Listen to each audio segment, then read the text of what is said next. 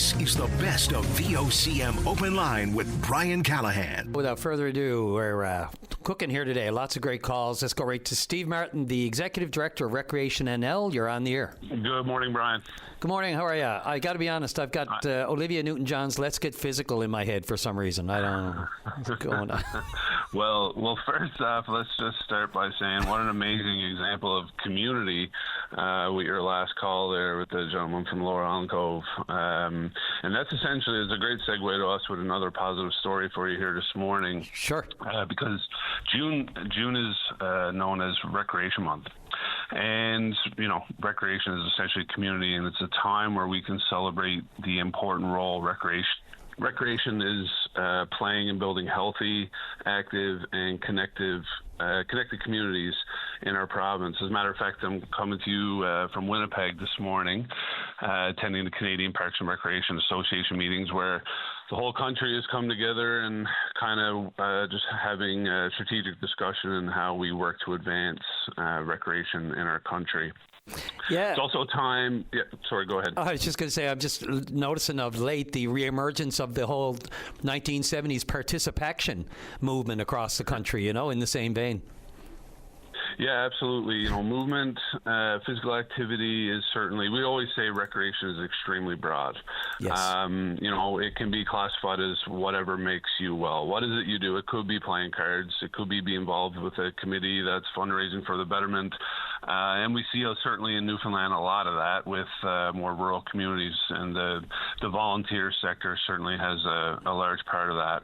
June Recreation Month is also a time for us to recognize those contributions from, could be professionals in municipalities, and we certainly see lots of municipalities that are having June Recreation Month oriented events. I know Torbay is having an event I've seen on social media. Mount Pearl is doing a cluster of June Recreation Month events as well. But it's a time for us to recognize the contributions to recreation professionals, volunteers, the organizations that all come together to improve quality of life for all in our province. And I want them to know that work certainly doesn't go unnoticed.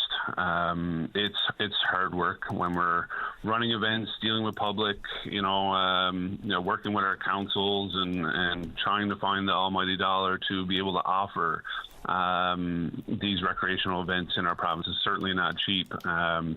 And trying to offer them inclusive opportunities so everyone has access to these events, so keeping costing down and things like that, because it's extremely important. A direct investment in recreation into your community is a direct investment into a resident, we like to say. Yeah, and it feeds right into the health accord, when it talks about the determinants of health, this is a pillar of it. Exercise, health, and you don't have to run a marathon to be active. I mean, there are, so many simple things that you can do repetitively every day. Simple stuff, especially for kids, right? I mean, get them while they're early. Get them used to being out and moving and active. Yeah, how important are grassroots programs, talking about the recent funding announcement from the federal government of Playground to Podium. It's right. The grassroots-oriented program that starts that whole process of getting athletes to the podium. But recreation is certainly evolving today, as we've seen with wildfires last summer. Emergency preparedness is a hot topic on our agenda right now, and kind of how recreation is being involved in, providing the facilities and canceling, regular recreation programs, as our recreation facilities are extremely important in offering these spaces for evacuee purposes, warming centers, etc. But at the same time, we're just not seeing, I guess the biggest topic that we hear from municipal administrators right to volunteers is increased funding for retrofits of our facilities out there. And if we're utilizing our facilities for emergency situations, just as well as community building, bringing the community together, running events, programs for the, could be programs related to health benefits and disease prevention.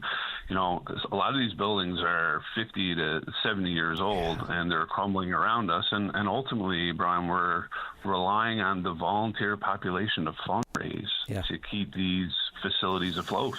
It shouldn't be that way when you consider how crucial it is. I'm up against the time, Steve, but I just wanted to say, it mentions here to follow Recreation NL throughout the month for things that are going on. What's just a couple of things that people can keep an eye out and get involved with?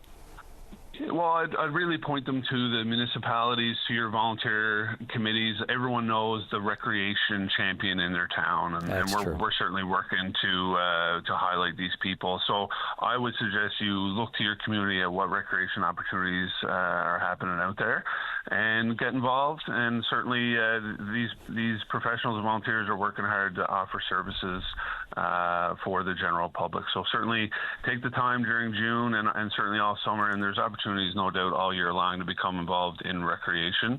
And so we can certainly connect another time, Brian, on some other issues afloat within our sector. But I certainly appreciate the time this morning. Yeah, by all means, anytime, Stephen.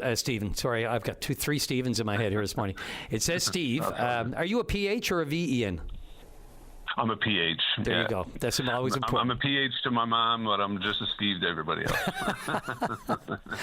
Perfect. All right, Steve Martin with Recreation NL, Executive Director. Thanks again for the time. Keep moving. Appreciate it, Brian. This is the best of VOCM Open Line. Let's go right to line number 4. Trent, you're on the air. Hey, Brian, buddy, how you doing? Hey, man, good. How are you? Good, bud. I felt compelled to call in this morning, and I'm going to give you a little background story before I get into my main topic. Yes, bud.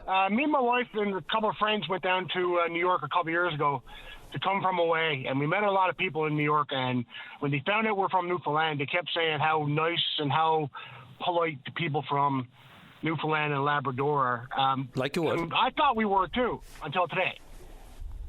What happened Can you today? hear me? Yeah. What happened today? Okay. My phone was cracking up. I thought I lost you. No. So anyway, I came up on a car accident on Portrait Cove Road. A car crossed over in the median and snapped off a aluminum light pole, and it come crashing down in front of me. Lucky enough, I wasn't hurt, and the driver of the other car wasn't hurt. So I stopped my truck, and being a good Samaritan, I stopped my truck in the middle of the road, put my flashers on, and I created a divider to block people from staying in that lane of the road. So, in other words, forcing people to go in the other lane of the road. So I got out, and I had my reflective jacket on from when I'm out riding quad, and I started just waving people over in the other lane, telling them to slow, moving my hands up and down, telling them to slow down because, they're coming up on an accident. Yeah. I had a few people drive by that accident scene, stick the middle finger up at me in the window. Yeah. And I actually had 2 guys stop to take pictures. And I said, guys, can you please move along? This is not time to be taking pictures. He had the gall to look at me and tell me to F off and that I couldn't tell them what to do. That's right. That's the mentality. That's what we need. It's absolutely unbelievable what we are becoming in this, and I don't know if I should be looping everybody into the same bunch or what, but it's absolutely the stuff that I'm seeing and stuff that I'm hearing. It's absolutely ridiculous what we are becoming of a province. The patience, the nerves are, as Ron Hines used to say, that I got one nerve left and you're getting on it. That's crazy. That's the state for some people. Look, we used to say some mother's children, but look, it is. You get them while they're young. It's an attitude and a behavior that people grow up with. I don't know if it just starts out of the blue, although these days, with everything going on and different types of thinking and the toxicity, whether it's in the workplace or just anyone that could be standing in line in front of you or behind you, the way that people are so abrupt, the rudeness, the meanness, the hate that's on the go these days, we got to call it out for what it is. And here is a situation. Did this accident happen today? It happened today around 9:30 this morning. Okay, so that was up on Portugal Cove Road, towards the airport or around all that new construction? Yeah, or? so if you're familiar with Portrait Cove Road, if you're coming down Portrait Cove Road, that exit ramp that you take to cross over to go off onto the Outer Ring Road, yes. it was right there, right in that exact same spot. Just as you're going down the grade towards the intersection with Newfoundland Drive. Yeah, Yep. and so in other words, the buddy crossed over and he blocked off the lane, the turn to go out onto the Outer Ring Road. So people come from the airport couldn't turn out onto the Outer Ring Road. And it's not like a fender bender, right? This is a light pole, aluminum massive light pole that came down, and it's a legitimate safety risk. You got to slow the. No, people in their own world. It's every man, woman, and child for himself. It's gotten really ridiculous. And again, Well, the first thing that I did, and lucky enough, there was another couple that stopped. And the first thing I did is I checked on the driver because he had a little child in the back seat. So I didn't give a shit about the car. The first thing I did is I checked on the driver and I checked on the little kid. And after he got out and took his little kid up in his arms, and there was a mother there from another vehicle that came over, and they were comforting the child and comforting the man. I went into action, back to my firefighting days when I used to be volunteer fire department, directing traffic. And that's what I done when I was in the fire. I used to direct the traffic. So I don't care if people drive by me, tell me to F off, and flip me the bird. It doesn't mean water off a duck's back, as you say. Yep. But like I said, the mentality, the entitlement that people feel that this day and age that they can stop into a traffic scene, an accident scene, and snap pictures, and then have the gall to tell someone to F off because you're trying to be a good Samaritan because it's another accident. It's totally unbelievable. It is, and sadly, the only way that would that kind of behavior has changed is when they get into one themselves. Pretty much, and unfortunately, that's how you got to look at it. And I don't want to look at it like that. No, like I was raised by my mom and dad. Like I'm a good old Bayman, so I was raised by my mom and dad to always try to look at the positive in people, no matter what they do, no matter what they say. You don't know what someone else is going through. Exactly. But always try to look at the positive side of someone. No matter what they do or what they say. But today, what those people did by flipping off the finger and one guy or two guys telling me to F off because I couldn't tell them not to take pictures, that just really boiled my piss this morning. Yeah. Well, we always try to watch the language, but I can understand the frustration level, so I'm going to let that one pass because you know what, compared to what you... Oh, I'm sorry, Brian. I'm sorry about that, buddy. I'm sorry. No, listen, it's okay. Considering the subject matter and what you had to deal with this morning, we'll give a pass on that one. But, there's context and ways to put it, and I think you put it succinctly as possible. I got to get off to the break, Trent. I appreciate the call. We have to talk about this just to keep it in people's consciousness. And maybe, just maybe, some of these people hear your call and go, man, that was me. I could have handled that differently. With any luck, you never know. I know we're gonna rush it, but like we shouldn't have in a society like Newfoundland and Labrador, like what we were years and years ago, and what we would call we shouldn't have to talk about it. But it's unfortunately that we do have to talk about it. Yep. Try to get back to what we were. And you know what? The last thing, the people in New York you started off the top with come from away. Look, we love to treat visitors. We treat visitors with the most respect in the world. We just kill ourselves every time. It's crazy. Yep. Trent, thanks again. Drive safely out there. All right, Brian, take care, buddy. This is the best of VOCM Open Line. Let's go to line number 5. And caller, you're on the air. Good morning, Brian. Good morning. I'm calling today to keep the momentum going after several NAPE members called in last week regarding the market factor adjustment for a trades worker within transportation and infrastructure. Absolutely.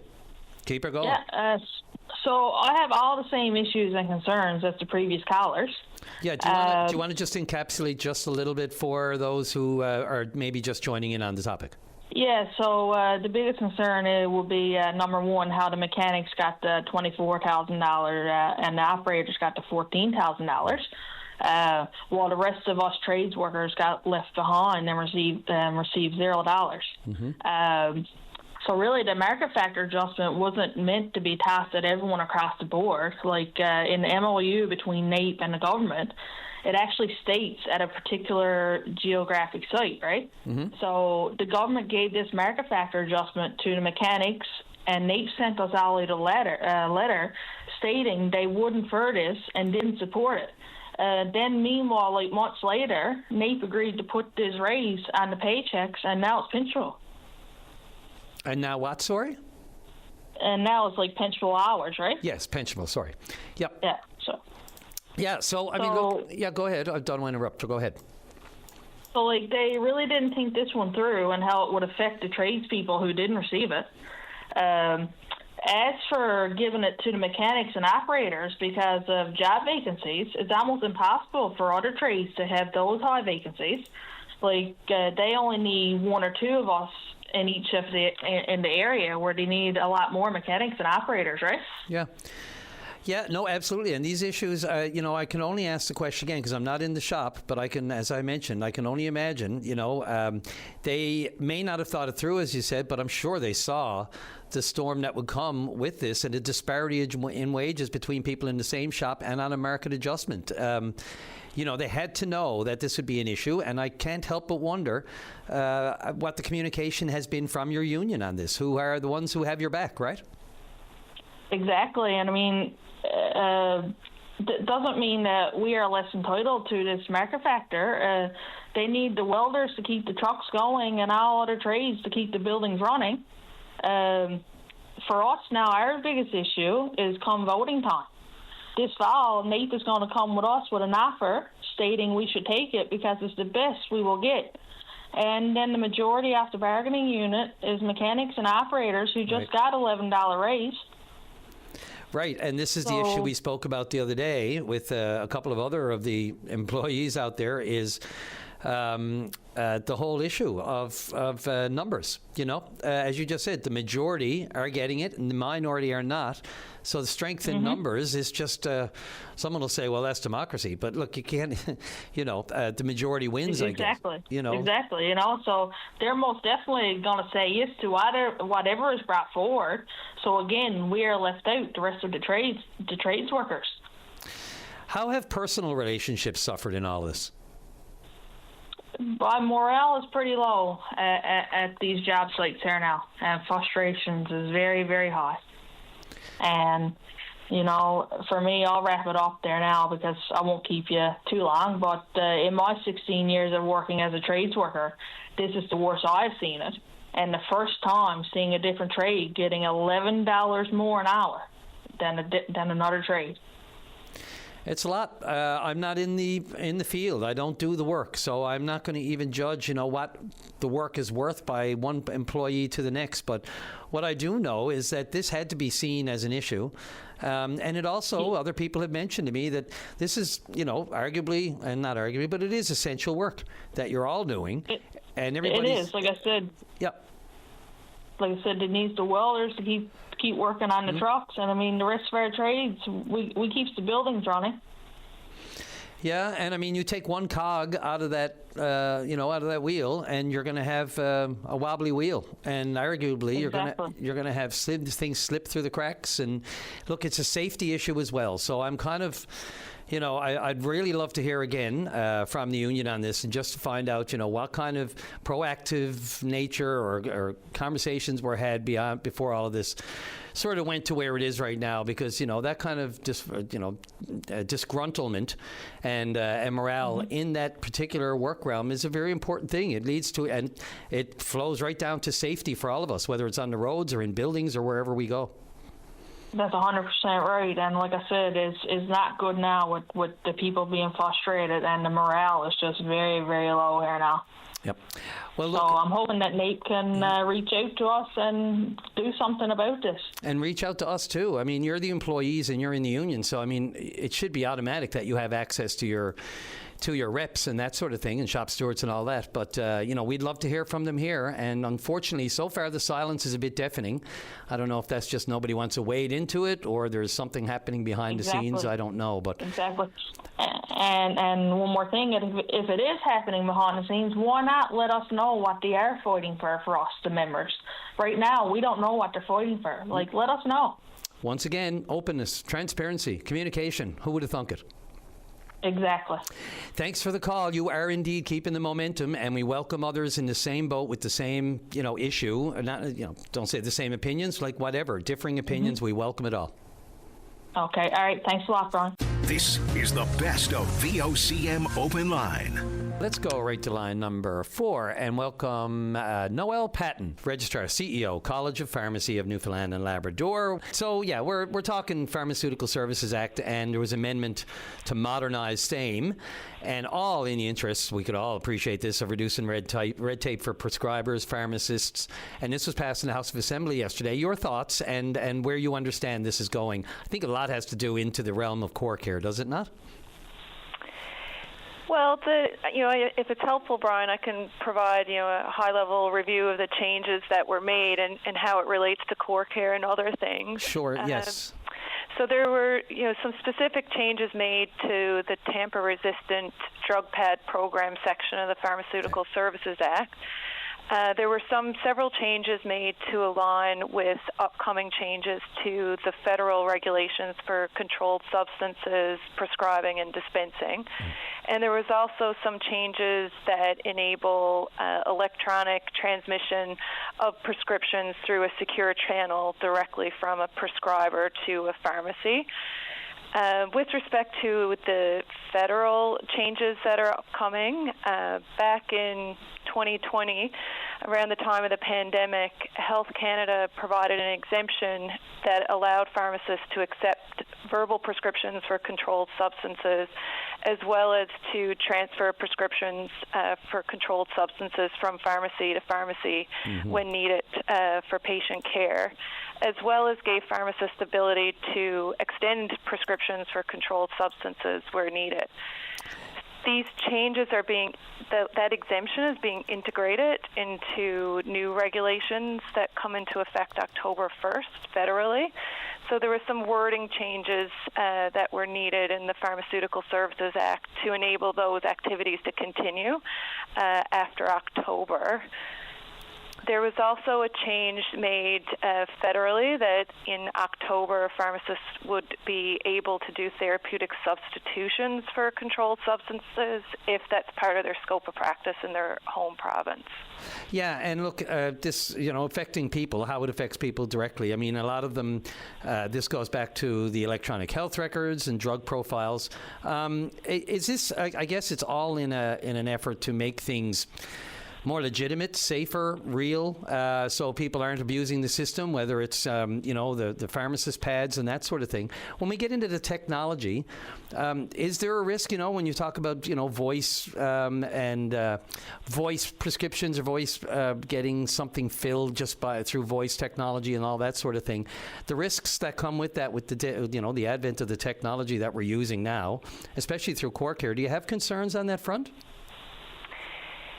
So I think the ability one of the key changes in this is the ability to transfer prescription information electronically through safe, secure systems that are in place directly from a prescriber to a pharmacy. In that way, there's no intermediary, and the opportunity for things such as forgeries are negated. When it comes to, verbally ordering medications, of course, the expectation on a pharmacy professional's end would be to be diligent and ensure that the person they're talking to is the actual prescriber and to verify the authenticity of the prescription. However, with the ability to do that electronic transfer, the need for verbal orders would be reduced to situations where that electronic means isn't available. So I would see that as certainly an improvement in the manner in which prescriptions arrive at a pharmacy, and also, provides some efficiencies, I would think, on the prescriber and the pharmacy's end, so that they're not having to try to connect by direct phone call, and there can always be delays in that communication with the busyness of all healthcare providers. Yeah, and that's a can of worms there, the busyness of all healthcare providers. That's a statement in and of itself.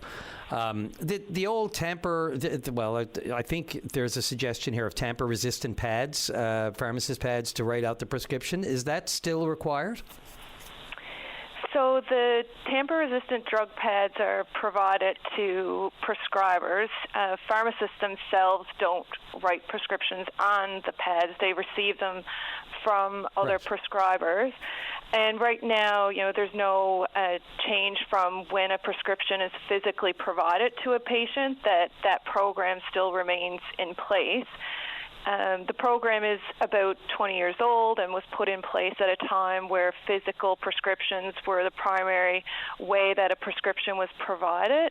However, things have certainly evolved with technology support since then that, allow for and have led to implementation of systems where, e-fax is common practice would be a component of the new core care system that you referenced, but also, many physicians and other prescribers have practice management systems within their clinics that allow for secure electronic transmission of prescriptions, and have been doing so for other drugs for a long time. So this allows that same means that's been used for prescribing other medications to be used for medications that fall under the TRPP program. Yeah, and we've been hearing, of course, from physicians and other other groups within the healthcare system about core care, and some have suggested it's too much, too fast. Do you have any concerns on that front as far as, the secure nature of transferring this information, as you said, and eliminating the other, let's say, people that are involved with that transfer of information? As you said, it streamlines it. There's less people involved with it, but the speed with which core care is rolling out has been an issue that people have talked about. Is it similarly an issue for your organization? Well, any system that a pharmacy or a prescriber is using to handle personal health information would have to be, implemented and utilized and meet, privacy legislation. Mm-hmm. So there would be an underlying expectation that before using any of those systems, either a pharmacy or a prescriber would have, the necessary privacy and security assurances that they would have to feel comfortable and know that they could meet their privacy legislation expectations. So certainly an important point, Brian, in that those evaluations have to be done and systems tested up front so that the public can be assured that their information will be handled confidentially, privately, and that there isn't risk of exposure. Yeah, because we all know the privacy issues these days are the key as people try to get up to speed on core care itself and all of these new technologies come on board. Noelle, look, I'm sorry, it's such a big issue, and as you said, we stayed at a high level with it, but important amendments, and I do appreciate your time today. Registrar and CEO, got that right this time, of the College of Pharmacy of Newfoundland and Labrador. Gets a little complicated sometimes for people outside that realm because you're thinking about the pharmacists, the College of physicians and other realms that their organizations people are trying to navigate through. So apologies on the flip there, but thanks again for your time today. Thanks for having me, Brian. Have a great day. This is the best of VOCM Open Line. Let's go to line number 3. And Bob, you're on the air. Good morning, Brian. How are you this morning? I'm very fine. Thanks. How about you? I'm certainly honored this morning to be calling Open Line. I tell you why. A committee was started last year for Lower Island Cove. And what it's about, I'll give you some information on it now for our listeners because it's certainly a worthy cause and it is positive. How's that? Oh, there you go. You're hitting all the markers. Right off the snot, yeah. Yep. I tell you what, in 2017, a list of 43 men was discovered from Lower Island Cove, Capeland Cove, Job's Cove in Conception Bay North, mm-hmm. who enlisted in the Royal Newfoundland Regiment in World War I. Mm-hmm. We are currently researching those who served in World War II as well. To honor these brave soldiers, memorial services have not been held, parades, July 1st, all that good stuff, without a monument. Right. They have no monument in Lower Island Cove for all these years. Wow. So following further discussions, it has been decided a monument should be erected in the soldiers' memory, including those who served in World War I and World War II. No argument there, absolutely. We are proud to announce that a site has been selected and a portion of land has been donated by these communities in Lower Island Cove. That is fantastic. For this purpose. That's fantastic. Who donated the land? The community center. It says, it just reads on, it says, a community has been formed to establish fundraising efforts to create a non-profit organization so this project can move forward. So I joined this committee just there back in March, but it started last year. It takes time, of course. Mm-hmm.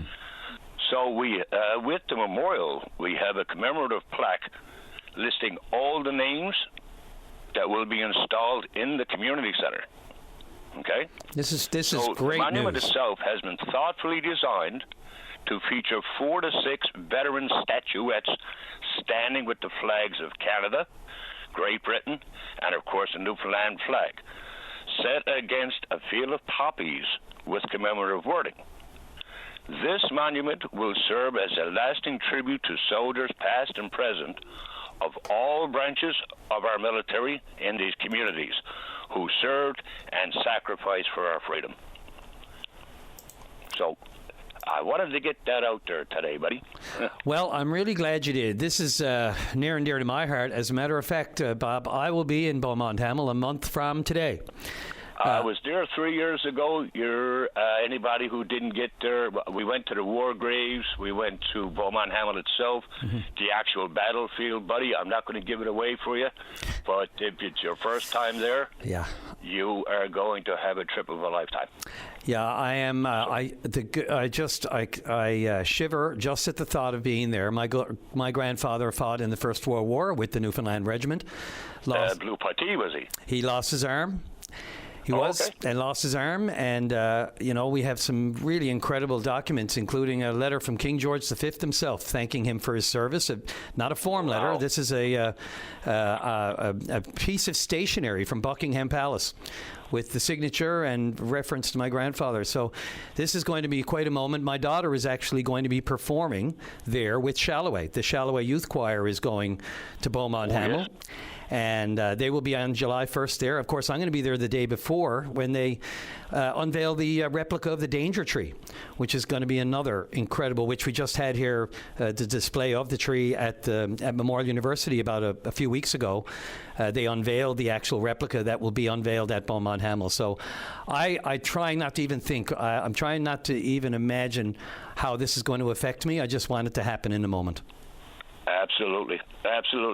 And I know there's other listeners, and I know you've got less than an hour. I will end on one final note, okay? Sure. Recently, we have begun a ticket draw as part of our fundraising efforts, okay? Mm-hmm. And it's got a lot to do with our Newfoundland Regiment hockey team, all that good stuff. I'll just read it a little bit for you. The prize, the tickets that we have up now, just to, we do need money for this to happen. It's a framed Newfoundland Regiment hockey jersey signed by all the team members from last year. It also contains a hockey puck, 2 Newfoundland Regiment coins, 2 season tickets for all the games for next year. And they're going to be something. They're going to be a force next year. The first year was great. We didn't really expect a full-on. But the entire team actually signed a jersey for us. We got it framed. We have a framed regiment scarf with 3 badges. Tickets are $5 each. It's a $4,000 value, but it's going to probably one of the best causes we have in Newfoundland Labrador right now. And what an appropriate prize. It's a great prize. It's a value of $4,000. Or if the winner doesn't want to go to the hockey games, things like that, they can take the $4,000 in cash. So. Yeah, I did some work with the regiment. Go Regiment. Great team. I worked with them until last fall when it got really too busy for me. But that's another story altogether. But Glenn Stanford and the crowd down there, and the Kenny O'Leary's. Glenn's great man. And not to be outdone, Kenny O'Leary's and the David Sims and all everybody, the hard-working crowd, the young crowd they have there, they are passionate beyond belief for that team. And I don't know how many of us expected a repeat like the Growlers did in their first year and win it all. Absolutely. But their feet are wet now. They're going to be a force next year, no question. They are.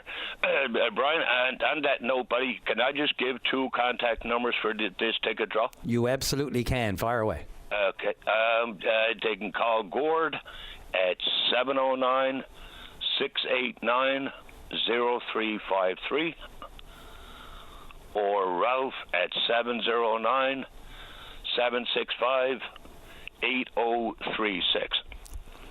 Perfect. And we have those numbers here too, Bob, in case people missed them. Okay, good. And what we're doing the end of each month now, the draw is taking place at the Mary Brown Center September 19th, and the end of each month now we'll be drawing for like gift cards and stuff like that. But the name will go back in for the main draw, like, you know what I mean? Yep. Just curious, is that a home or away jersey? That's the home jersey. Nice. Okay. Now, you know what? If I said that, I might get my hand smacked for that. But I do have a picture of it if anybody wants to see it. Is it the dark color or the light color? It's got the white backing, so. Okay, because it's hard to know. Remember a while back when all the NHL and other teams changed their road jerseys, they started wearing the dark ones at home and the light ones on the road. So it can be I don't know. But anyway, there you go. Absolutely. So if it's the white one, that's the one. And, my buddy, thanks for your time. I've got one more shout out.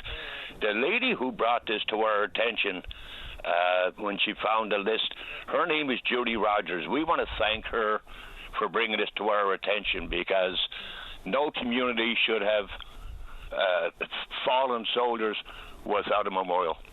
People like Private Kenneth Morris, Private William Morris. I'm just looking at. I looked up a few names to be honest with you while we were talking, and I didn't want to let it go by without just mentioning a couple of those people who made that ultimate sacrifice. So fantastic news. Absolutely. You know, it's my dad was a World War II veteran as well, and you know, we go up to the Field of Honor now, July 1st. That's coming close. You know, to remember our fallen soldiers from World War I, of course, and you know, and then again, November 11th, you know, World War II, and we just had the Battle of Britain, we just had the Battle of Atlantic. It's good to see people getting out to not forgetting these dates, you know. Yeah, our memories of this should never wane, because, because, of course, you know what I'm going to say, lest we forget. Absolutely, my buddy. That's in my blood. Lest we forget is right.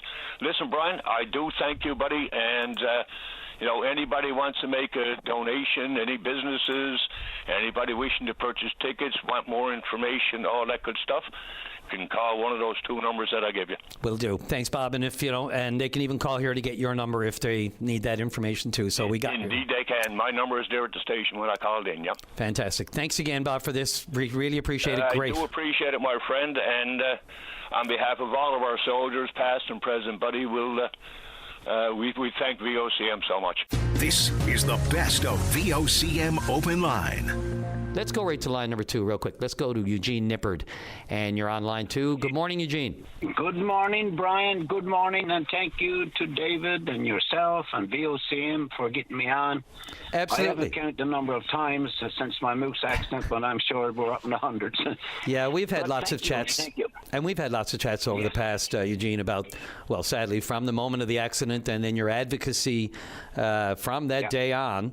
For moose fencing, for brush cutting, for safer highways. So your name immediately came to my mind when this announcement was made on Friday. Your thoughts? Yeah. Well, it's like this now. After my accident, I realized that we had major problems in this province. At the time, we had about 150,000 moose, more moose than any per kilometer than any other part of the world. So we had to get some movement on this, and there was very little brush cut at the time. So I traveled to New Brunswick, and I traveled to Alberta and places like that.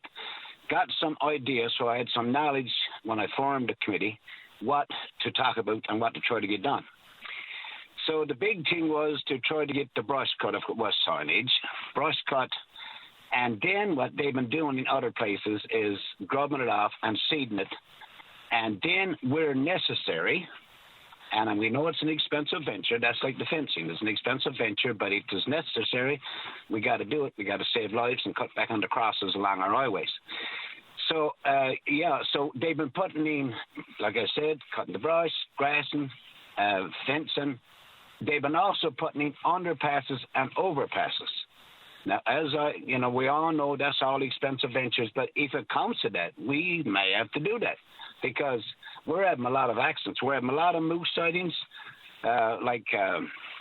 we've been trying to get, so we got some movement. I'm moving too fast here. We got some movement on the brush cutting, and, it was a battle, but we got some movement on it. And then back in 2012, we got some fencing on the West Coast. And then in the last couple of years, we started getting fencing on the Avalon, which is all good. It's all good, but like, it's important though if we had that covered, that they could go through, or a overpass, because what happens sometimes at the end of the fencing, the moose can get out on the highway. Now it's cutting back moose accidents where there is fencing by 95%, but even that 5% could be a life. So, we will keep fighting. I really appreciate that the fencing is going to continue, and that was one of the promises that the PC party made.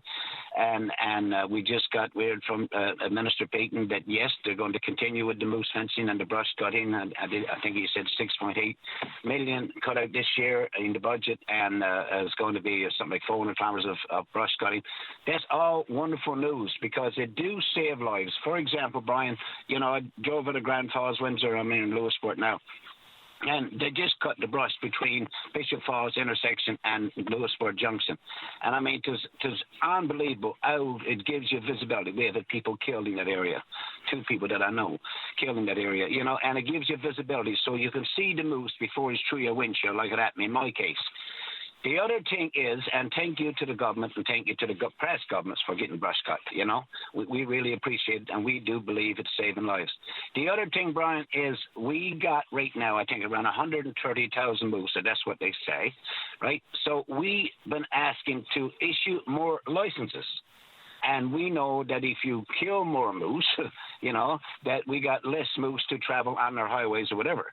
So this year we did get an increase of 1,090 moose licenses, which is yes, that's what we want.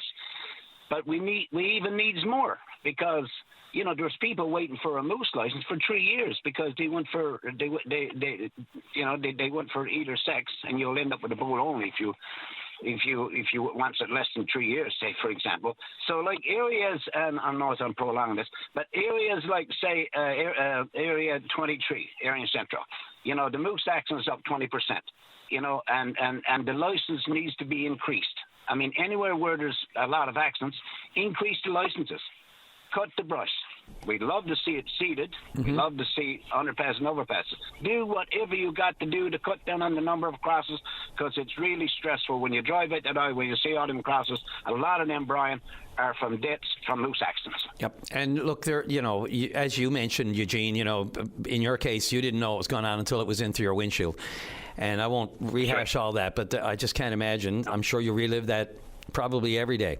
But oh my God! But there is a segment of society yelling at me out there, going, there's an onus on drivers, and speeders especially, and recklessness especially, and they always wonder to what extent. Now, percentage-wise, they account for numbers that may not always be as accurate as just to say it's all the moose fault.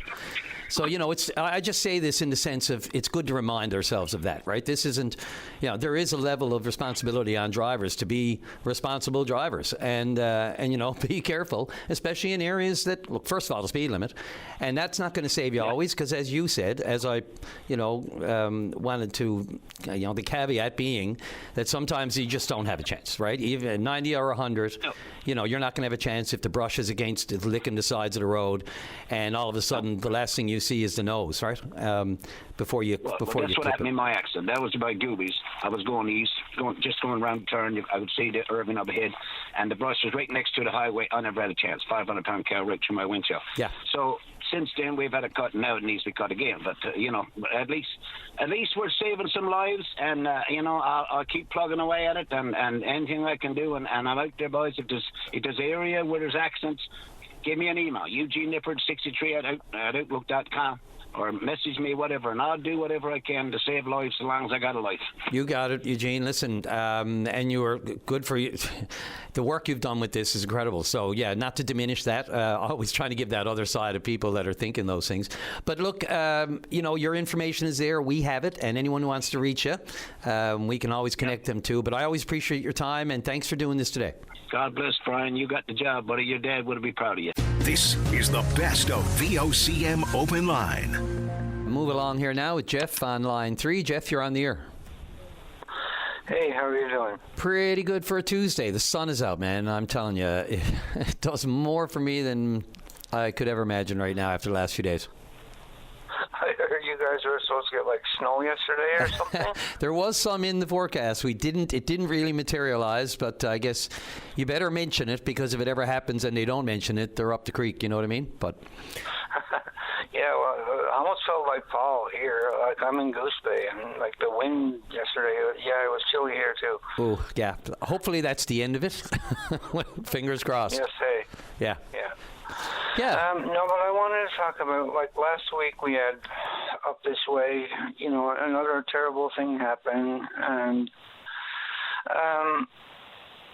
we lost another young woman, and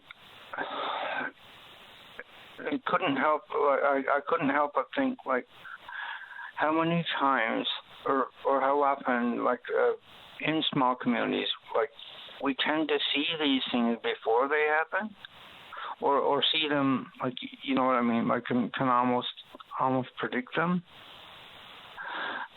And then from what I've heard anyway, and I can't confirm any of this, truthfully, like, but people have told me, like, this was not an isolated incident with even, like, these particular people, like this couple, and I'm in my 50s, and I grew up in a small town, and we kind of knew, so and so was a bad dude to, like, his partner, and why can't more be done? That's the $1 million question, Jeff. Why can't more be done? Well, I mean, look, the scourge of drugs and alcohol in the community, there was no punches pulled on this. The gatherings and the protests and the coming together of the community in the wake of this horrific incident last week. And of course, for people who are, may not be as right on top of it, this was John Joseph Nuna. He's 29. He's charged with second-degree murder in connection with the death of Beatrice Panashaway. And they were in a relationship. And, the information that's out there was this was an incident in a shack behind, or a shed next to a house, and it got out of control. There were, she was there, and there was another man there. And Mr. Nuna is charged with coming upon the two of them and again, killing her. And, what can you say? These are, as you said, what can be done? I know the efforts are being made. I mean, we saw the health minister, Indigenous herself, Layla Evans, immediately go to the community and make sure that they know that at least, there's an immediate reaction and concern on behalf of the provincial government. That was absolutely the right move. Now we need some tangible efforts. And what can you do? I mean, look, we know there are regularly, arrests, for importation of drugs. We just had a big one on the Labrador border with Quebec.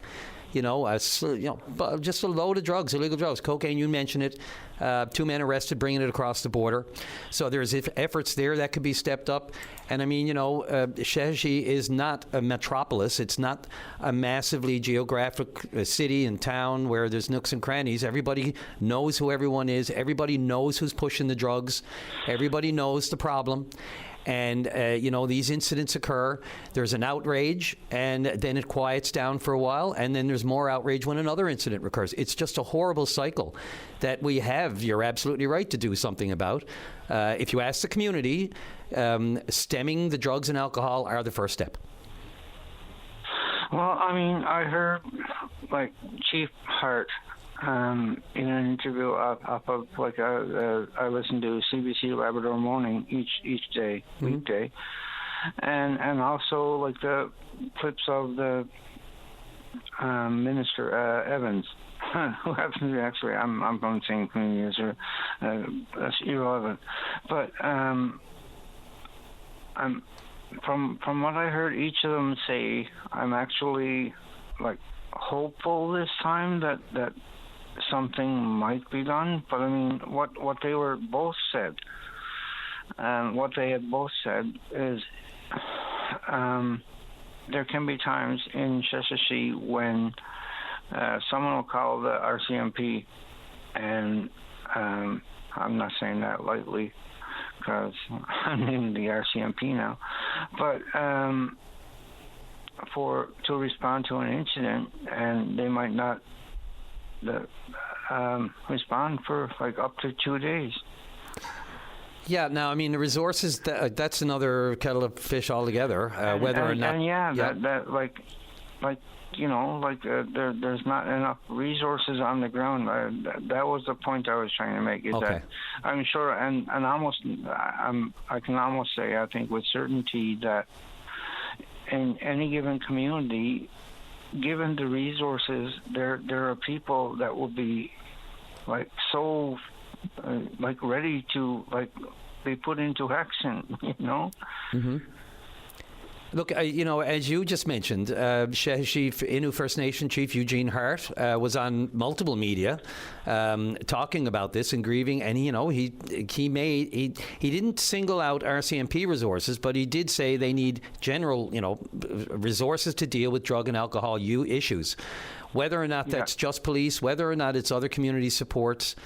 We've been talking about this since Davis Inlet and beyond that, when kids were, made international news, walking around sniffing gas out of brown paper bags, and people were shocked by it. It's forever. Yes. I mean, yeah, and it goes back to that. How will we not progress from there? That was the 90s, and we're still. Yeah. It's still an issue. Look, it's intergenerational. It's intergenerational trauma. It's triggered. All of these issues we know lead to the other issues. Whether it's violence, and again, the irony of this, and I'm sure it must have struck you as well, of this particular incident, this horrific killing. I won't call it a murder yet, because a murder is a criminal charge, and that has to be borne out in court. So it's technically not a murder until it's found to be, there's a conviction for it. But, it is right now a death, and the charge of second-degree murder. And on the same day that the province declares gender-based violence an epidemic. I mean, it doesn't get more in your face. What are we going to do? It's almost laid in the laps of government. This kind of juxtaposition here on the same day, and then the same day, that this is declared an epidemic. Yeah, exactly. It's borne out in another murder, or another, as I just said, going back on my own words, but in another horrific killing and senseless loss of life. Another senseless loss. Yep. Yeah, absolutely. This young girl, and it just keeps happening. So look, there has to be some kind of reckoning within the community itself. We can't always rely on some level of your own being has to say, okay, enough is enough, especially if you're a person that's affected by the issues and the drugs and the alcohol. Do you want to see this continue? I bet no one woke up the next day upset or strong, just not feeling. Good grief. I don't know how many times I woke up after at night I spend too much and think, oh man, what did I do? But oh my God, how do you feel after? Yeah. Yeah, and it's one step forward, two steps back, terrible. Right? Yep. Yeah. Anyway, Jeff, look, I'm right at the break. I appreciate this call. More than anything, we have to keep talking about it.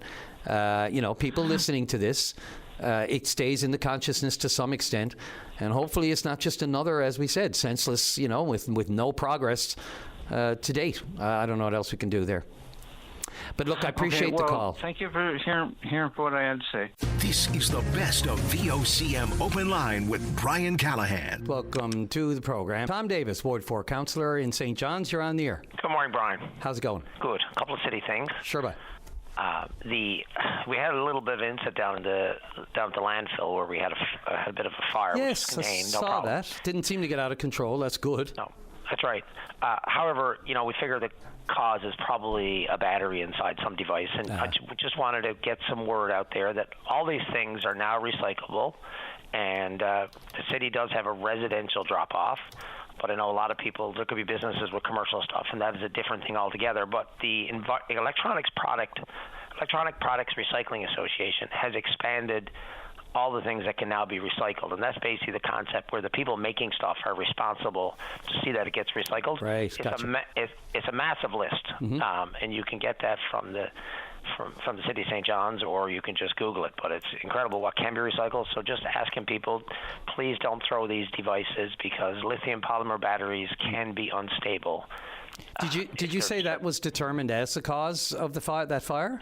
No, Oh, okay, I don't know the cause. Okay, just but want to be I know clear. personally in my business we use them, and I have seen on 2 occasions an incident with those, and these are very small batteries. I can only imagine what it'd be like if it was a large one. So. And I saw something recently. These 9 volts. Hey, it's just something that crossed past me. It was on a documentary. I think it might have been 60 Minutes, not a documentary, but a reputable show, and they talked about the hazard of 9 volts. Just putting 2 together in a bag to throw them away if they are connecting on their ports, or the word for it, the poles, on the top of the battery.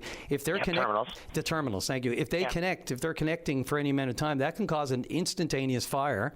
And this one guy lost the whole house, and they traced it right back to 2 9 volts, just not sitting next to each other, but actually happened to be just laid so that they were both touching on terminals, and that caused a fire. So that's always in my mind when I'm handling batteries.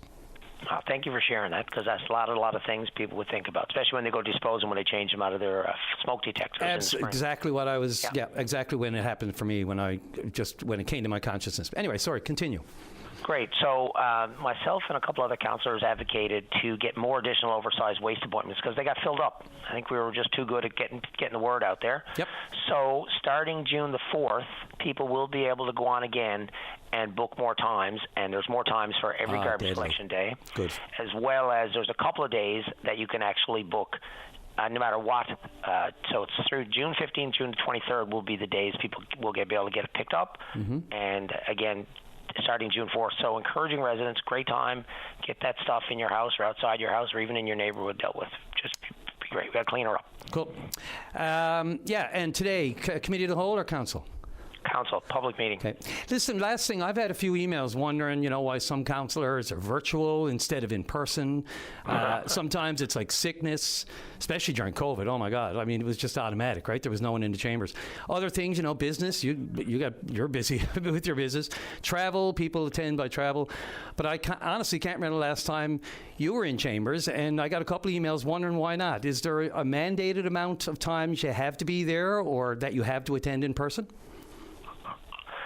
Oh, Brian, you're going to scoop something that's going to be news today. I can't really talk about it, but after 5 o'clock today, you and I'll talk about it next week. Sorry, I know. I'm surprised. Scoop on what? Can you give me a hint? No, well, I really can't know. But again, media will know all about it. It's unfortunate, but again, you and I guess I'll have a frank conversation about it next week.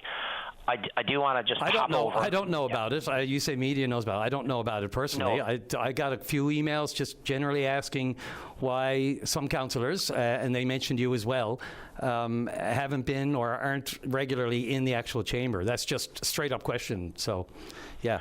But you say there's something coming today? Correct. I will tell you that I never missed one other than totally unavoided. In person, other than the last little while, and I wonder when someone's going to ask me about it. Okay, but you can't get into anything. Unfortunately, I cannot until later. I apologize, but I do want to just take my hat off and quickly just address something which I want to hear people hear that I see, and I've written an email to all of council just kind of emphasizing this late spring, the high cost of gasoline. I know how hard that's hitting people. Some people may be on equal payment plans. Some people might have filled their oil tank up at the at the end of the winter, and usually that gets them through into the fall a little bit, the oil tanks and equal payment plans. And I know that this is having a real significant impact. And obviously, real property taxes went up for the residents of State St. John's as well as most of the municipalities. Even though the mill didn't, but yes. Correct, and I really want to call on media not to let us off the hook so easy because it's disingenuous, right? That's probably not fair to use that word exactly, but it's letting us off too easy. But the reality is that people are getting squeezed. I really have this gut feeling that the consumer confidence is plummeting right now. I'm really concerned, and I want to just make a call on the residents. If you are making difficult choices, try and prioritize local business with your limited amount of money, before you order online. Not to tell people what to do, but I will tell you as a small business owner and one who talks to a lot, There's a lot of struggles. There are real struggles at all those impacts of energy and, of course, the mandatory increases in minimum wage and property taxes. Most people don't realize that the businesses in St. John's pay twice as much property tax if they own their building as do the residents.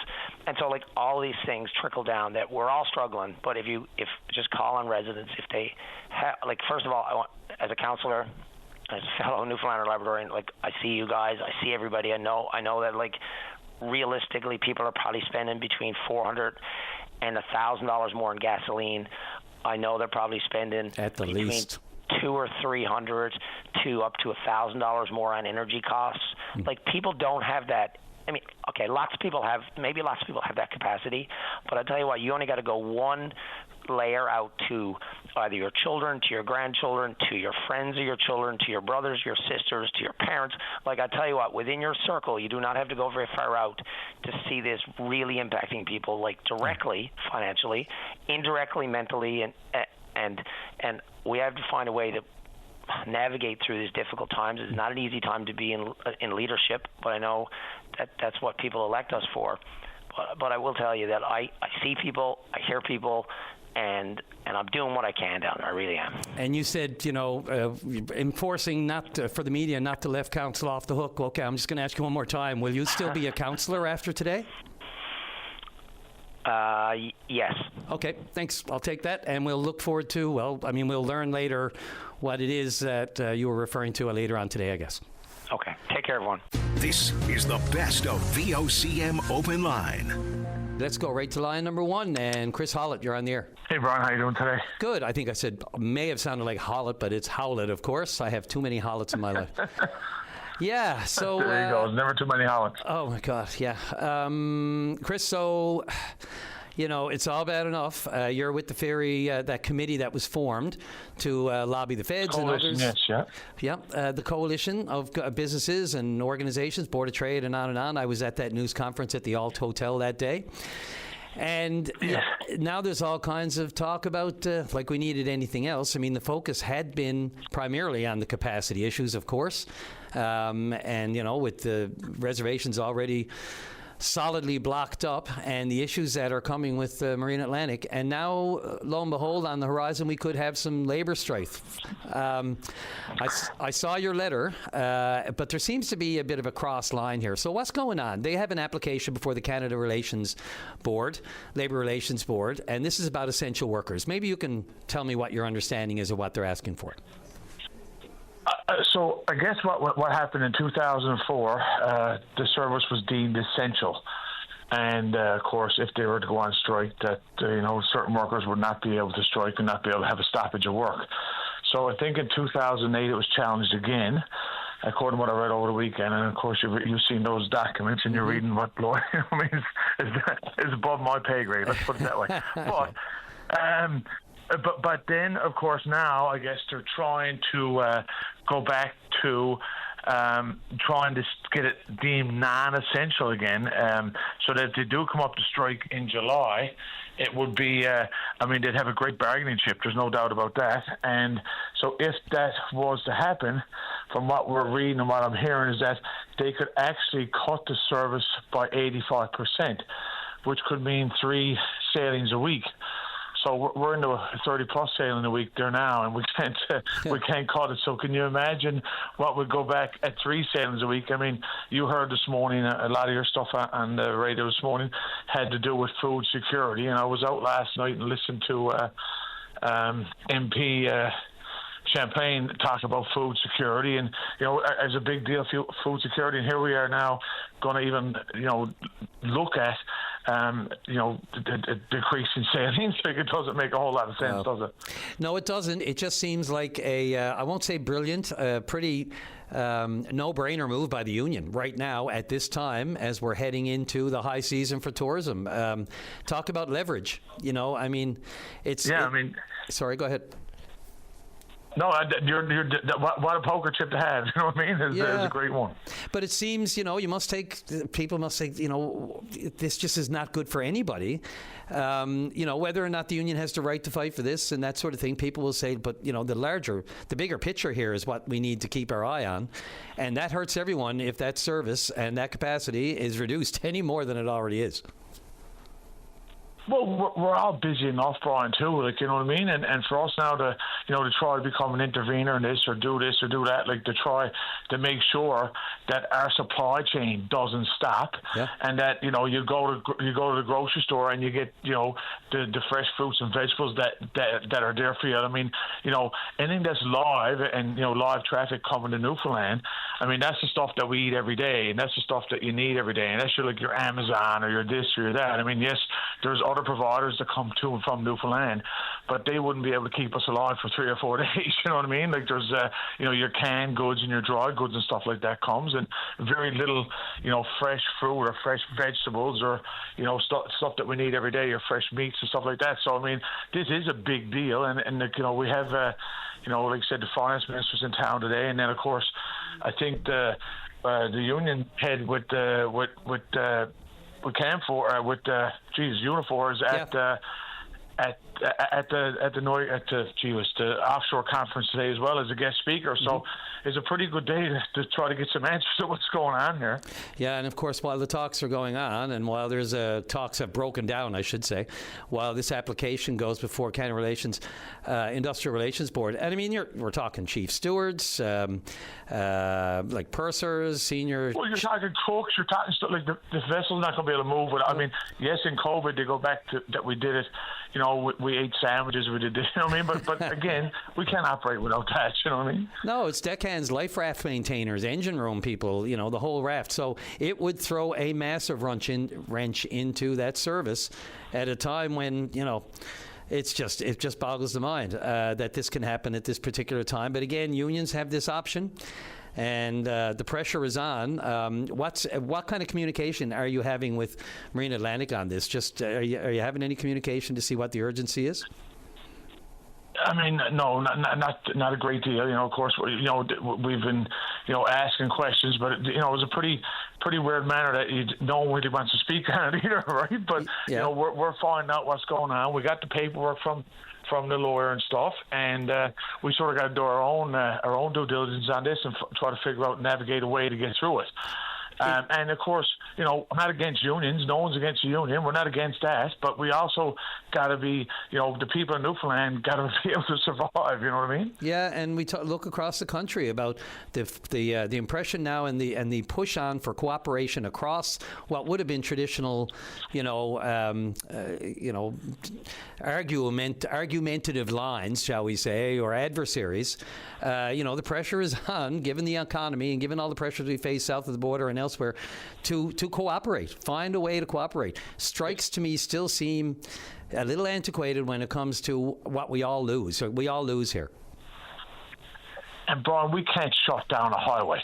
There's no strike in the world that's going to shut down a highway. We got a floating highway. That's our highway. You know what I mean? Yes, so I do. Yep. It's a bit different. I mean, our terms of confederation were that they move the traffic in a timely manner as needed to be. So we're not doing that now. We're way behind all the time now, and here we are going to add another monkey wrench, like you said earlier, to this. It's just doesn't make a whole lot of sense. Can your ferry last question? Can your ferry coalition have representation before the Canada Industrial Relations Board? I mean, if you're reviewing that legally and having a lawyer look at it, is there room? I'm not sure of the process, but is there room to make a representation like an intervener? So I'm actually at that today. Again, it's about the health and safety, and it's about health and safety. That's their argument: is that the island can run, without any health or safety issues. I mean, I tell you what, for 3 sailings a week, and I got 65, people crossing that ferry a week, when I got to lay them off, I can imagine their mental health is not going to be the greatest. What do you think? Oh, no, it's just I was going to say no-brainer, but that'd be a really bad pun. No, absolutely, it's not good. Exactly. And your company, Akita, right? Akita Trucking. I should have mentioned that off the top. Yes. When you mentioned the things that you have on the stake you have in all this, Chris. Look, appreciate the call. Interesting times to say the least, and bad timing if anything comes of this in the way of labor disruption and disrupting the ferry crossings as they are right now. That would not bode well for anything this summer, to be honest with you, whether, as you said, food insecurity or tourism. So it's all on that branch. And remember, man, is for us all, we all need this. Like, it's not about Chris or Akita or anything like that. It's the people of Newfoundland. Like, that's what we need to look out for here. Absolutely. Yeah, we need some, and again, transparency, communication. Let's find out what's going on and let's get it resolved as soon as possible. Thanks for the call. Thanks for your time, Brian. Have a great day. This is the best of VOCM Open Line with Brian Callahan. Let's go right to line number 6, and Rob Strong, our resident oil and gas expert and analyst. You're on the air. Good morning, Brian. How are you? May we live in interesting times. What a difference a couple of years makes, eh? Sure does. What a time. I've been away for a couple of weeks and just coming back, and unfortunately can't attend the Energy NL conference today or tomorrow, but been following the news. So where do we start? You touched a lot on it when you did your preamble. Yeah, the LNG stuff really jumped out only because of what's happening on the West Coast, and then, of course, the natural gas, and people will wonder, why couldn't we have a natural gas or an LNG facility, a floating one? They were talking about the floating dock. But let me just go to the quick note that you mentioned. I'm interested in what ExxonMobil is up to with the re-emerge. I think they're bringing the Hercules back. The ExxonMobil is in the marketplace with an expression of interest. Yes. And I think your listeners will appreciate how the process works when an oil company wants to make a major procurement or a major contract. They go out and ask for an expression of interest. So it's a form of pre-qualification. So Exxon have come out with an expression of interest, shopping the market just to see what's out there, but hoping to drill possibly 2 wells in 2028. And it's difficult from what they've put out exactly where it is, but it looks to be reasonably close to Hibernia. So my question is it a potentially exploratory well, which means they're sort of looking at a new reservoir, or is it a potential for what we call a subsea tieback, which means it's a smaller reservoir, which is not large enough to justify a new platform, but large enough to, again, buzzword, to tie it back to the existing platform. They've had some experience in the past with that, with Hibernia's southern extension, which was a smaller reservoir of, I think, 200 million barrels. And 200 million barrels is not enough to justify the high capital cost for a new platform. But boy, if you've already got a platform within 10 or 15 kilometers, you can tie it back, i.e. you can drill it and then you can run some pipes back to the platform. So it remains to see what they're doing, but it's encouraged in the fact that they want to have a look at it. So they're out, as I say, with an EOI and looking at possible 2-well program in 2028. But that complements what CHHC means, or has been saying. And again, for your listening audience, CHHC is the Canada Hibernia Holding Corporation. And it's the branch of the federal government that holds the 8.5% equity in Hibernia. You and I own 8.5%. And they're saying that in 2027, Hibernia will be up to 88,000 barrels a day. In 2029, it'll be up to 100,000 barrels a day. So the initial reservoir itself is increasing, but we also know that they made some major modifications to the platform a couple of years ago, and they say now it is good until 2040. So it keeps on giving. I guess that's my message so far, and that's very encouraging because it means more and more activity. It means more and more royalties.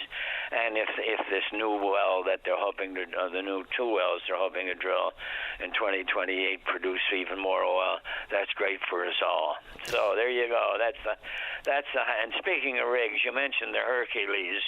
Yeah. Yes, you're entirely correct, Brian. I got to compliment you, by the way. You have to cover very many topics, but you're getting up to speed very quickly. You're not quite at Patty's level, but boy, you're headed that way. So my congratulations and compliments. Yes, the Hercules is coming next year for a 400-day engagement, and it's going to go to work on the Terra Nova field for Suncor. It's as I say, a 400-day engagement. Cost about $170 million and should be here next March. So there's going to be some activity next year and hopefully the years thereafter. Yeah, and look, I'm just looking at the Energy NL conference that's ongoing right now. And by the way, thanks a lot. I mean, you're right. I won't get to the numbers levels of Patty's incredible memory sometimes, but that's a product of basically me being a journalist that covered every topic as a journalist. So you don't. Exactly. You're not. You can't go from the courtroom to the oil patch that easily. Yeah, and you're right. There's a bit of an uptick to take, to get a little bit deeper into every subject. Like back in the day, Rob, you'll know, reporters had beats. Like I would be the oil and gas reporter, or I'd be the finance or the crime reporter.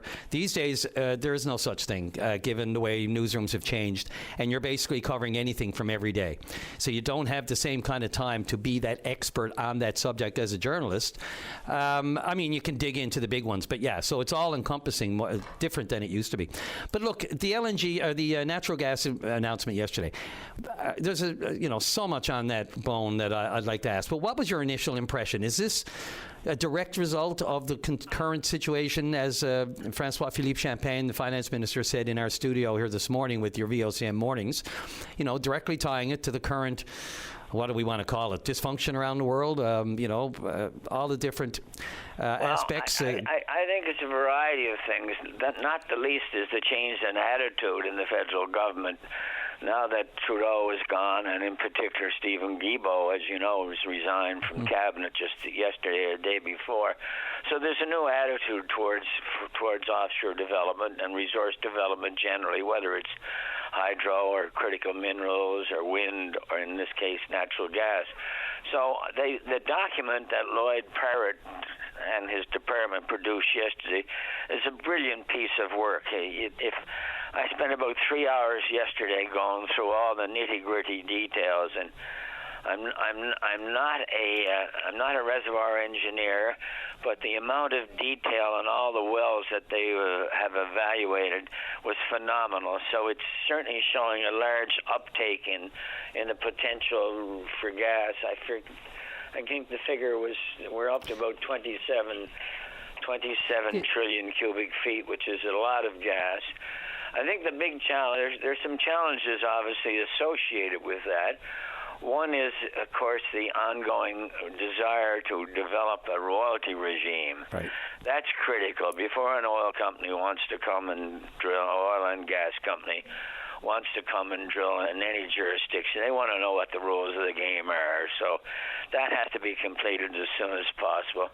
And the second thing I think you alluded to, Brian, was how best to produce it. Right. Is it what we call a fling, meaning floating LNG? And if it's a floating LNG, could it be put in the middle of the field? Because this is not all standalone gas. There are a couple of potential standalone gases, but this is a combination of gases over the full range in the Jeanne d'Arc Basin. So how do you produce that? And that's the challenge. But as I say, once the industry knows how much gas is out there, and once the industry knows what the royalty regime will be, then they'll put their engineers together and come up with the best way to do it. Is it a pipeline to shore? Is it a pipeline to shore to Formuse? Is it as I think you suggested, potentially Bellarme? Could it come into Holyrood? And the gas could be used to fire up the Holyrood generating station and take them off fossil fuels. So there's a whack of things to be done yet before we get into development. But I'm very, very encouraged by the document that was released, and it gives a good feel for gives a good feel for what's out there. Now the challenge is, the engineering challenge is how best to develop it. Yeah, it's just immediately came to my mind, and we saw a draft report released, leaked to some media yesterday about the 3 different routes they're looking at through Alberta to get to that floating LNG facility there, and the pipeline path to the BC coast. And there's 3 different lines of it. But beyond all that, the deal signed with Germany, they talk about being able to ship it. Of course, they cool it down and it makes it, more capacity, put it on ships and ship it to European markets. But am I missing something? Because, when we talk, and I heard almost the finance minister, Champagne, allude to this morning. I was like, he's going to steal my thunder. But it just geographically, the reserves. Make any sense. Well, yeah, I mean, they're going to come down the south, go south to the Panama Canal, then back up north to Europe. I mean, I can only imagine the cost of shipping. But beyond that, I'm looking at the reserve estimates. So the resource estimates for that Montney formation, which is where the natural gas reserves are coming to be liquefied on the BC coast, they estimate those around 450 trillion cubic feet in those right, the TCFs. And from what I saw yesterday, and I had to look for this number because I didn't want to confuse it with what's recoverable, but the resource estimates here are about 330 trillion cubic feet in less than 20% of the offshore area that they're looking at. That seems to make sense financially, I mean, for those reserves. That's just my tertiary look at it. And then you're just shipping it straight across the Atlantic. The efficiency and the savings. Oh, it must be at least half the shipping time to ship from Newfoundland to Germany versus shipping from the west coast, as you say, down the west coast of North America through the Panama Canal and up again. So you raise a very, very good point. Now, whether the volumes coming out of the west coast are such that that they offset the added cost to do it remains to be seen. By the way, speaking of the West Coast, I see that Shell, who's the operator of the first LNG plant in British Columbia in Kitimat, have just announced they're going into phase 2. So LNG seems to be where it's at these days, or natural gas, and natural gas converted to LNG for transportation. So if we have these reserves, we've got to find a way. We've got to find a way to develop it economically, and as you suggest, and everybody else is suggesting, to serve the Western European, West Europe. BC up till now, gas has been going to Asia, to Japan, Korea, China, which is a direct sale across the Pacific. And that makes sense because it's only about an 8-day sale. Yeah. So we got to do the same thing on the East Coast. Yep. Hey, Brian, guess just what?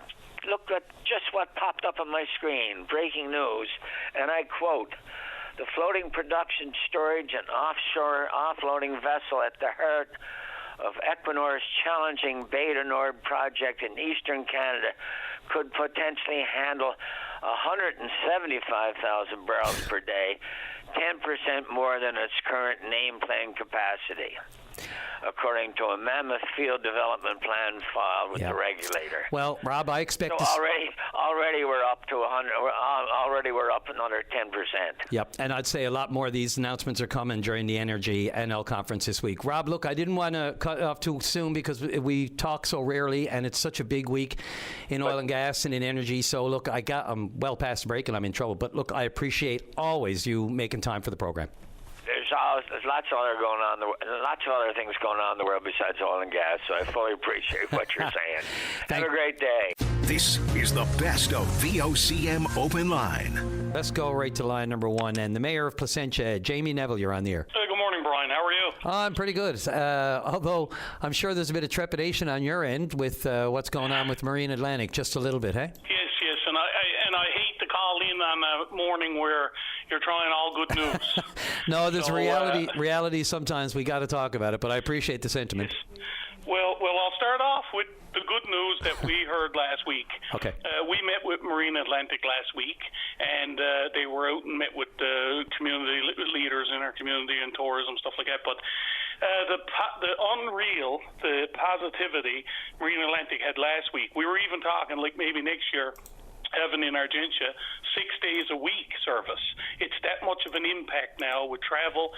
And the numbers they showed, like I always used to say, 75% of what came to the island was on the Avalon portion.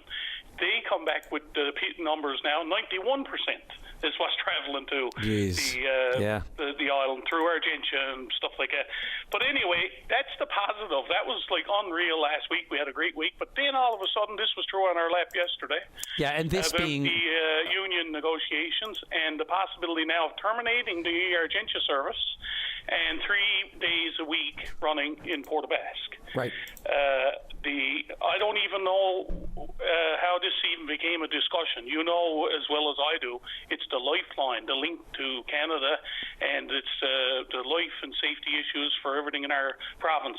It's our food, it's our healthcare, it's our repairs to health equipment, it's oh, God, the list goes on and on, Brian. I mean, you know, it's just amazing that I'm even discussing this with you. Mm-hmm. It is amazing.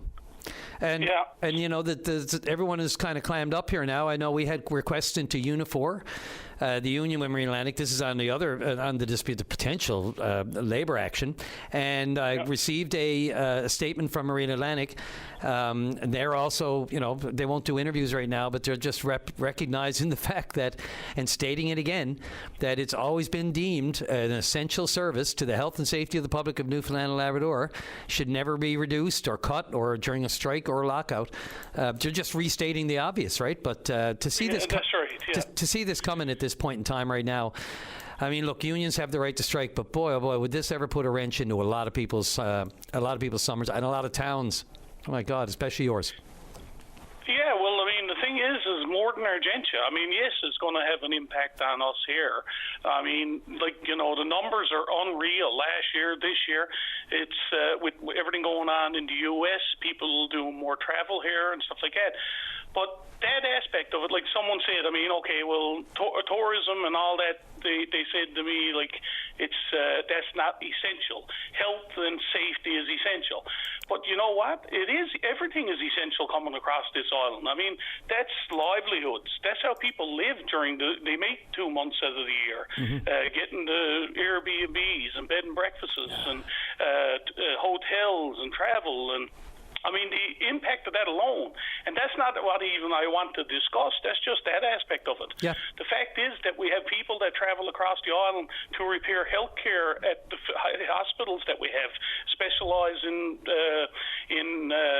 different equipment and that, and they actually use travel because it's probably closer for them to come across from Nova Scotia to Port aux Basques and then get to Corner Brook Hospital or whatever, as opposed to flying there and stuff like that. You know, in the summertime, they take advantage of it.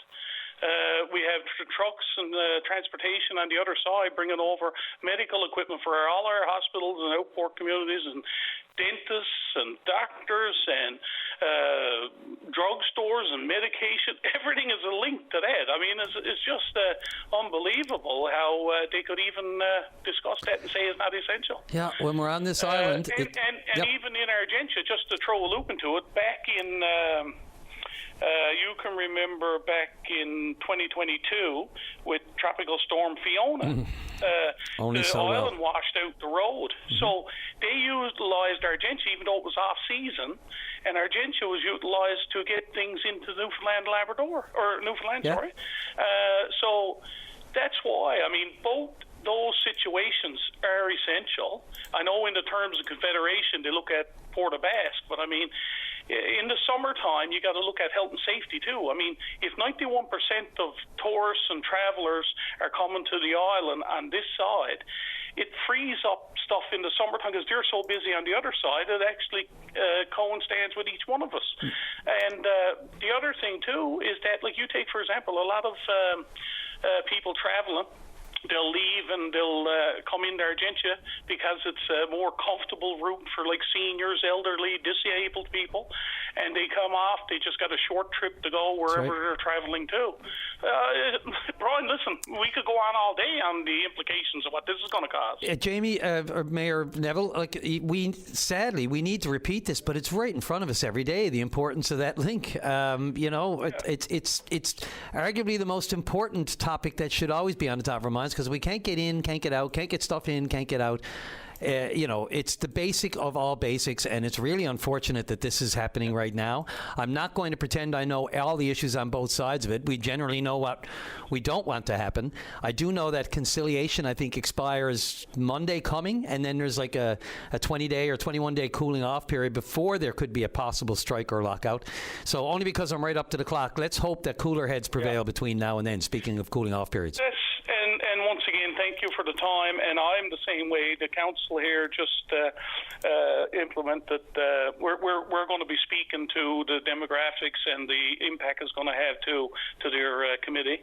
And the other thing too, I hope that this weekend will be great with all the politicians in St. John's. They can prevail and get through. Right. And I'm not going against unions. I mean, unions are great and they're fair, and we need unions.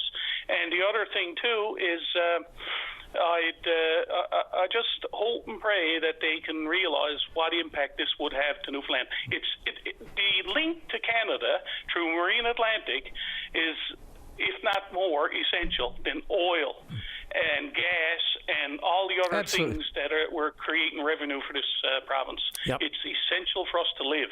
And I can just hear the proponents of the fixed link getting back on the bandwagon again. Mayor Neville, I appreciate the time. We're right up against it. Thanks. Your voice is a crucial one in this discussion, obviously. So thank you again. Okay. Just a reminder, drive safely, arrive alive. VOCM cares.